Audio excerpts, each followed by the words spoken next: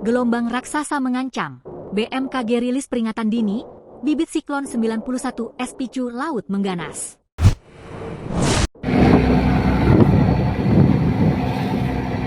Badan Meteorologi, Klimatologi, dan Geofisika (BMKG) melalui Direktorat Meteorologi Maritim mengeluarkan peringatan dini potensi gelombang tinggi yang berlaku selama periode 11 hingga 14 Desember 2025 pukul 7 waktu Indonesia Barat.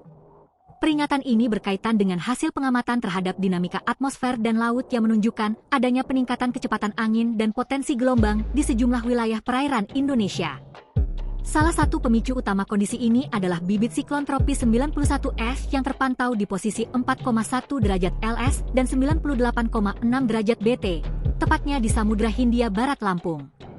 Keberadaan bibit siklon ini memicu peningkatan signifikan pada kecepatan angin serta pembentukan gelombang tinggi di wilayah sekitarnya, khususnya perairan barat Pulau Sumatera hingga perairan selatan Jawa dan Nusa Tenggara.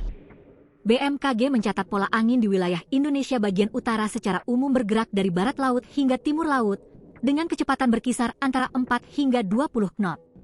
Sementara itu, di wilayah Indonesia bagian selatan, angin dominan bertiup dari arah tenggara hingga barat daya dengan kecepatan lebih tinggi, yakni antara 6 hingga 30 knot.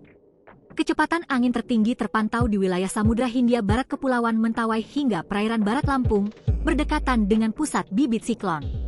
Berikut wilayah-wilayah perairan dengan potensi gelombang tinggi 1, 25, 2, 5 meter pada 11 hingga 14 Desember 2025. BMKG mengingatkan kondisi gelombang dengan ketinggian antara 1,25 dan 2,5 meter dapat berisiko terhadap aktivitas pelayaran, terutama untuk perahu nelayan dan kapal tongkang. Perahu nelayan berisiko apabila kecepatan angin mencapai 15 knot dan tinggi gelombang mencapai 1,25 meter. Kapal tongkang berisiko apabila kecepatan angin mencapai 16 knot dan gelombang mencapai 1,5 meter.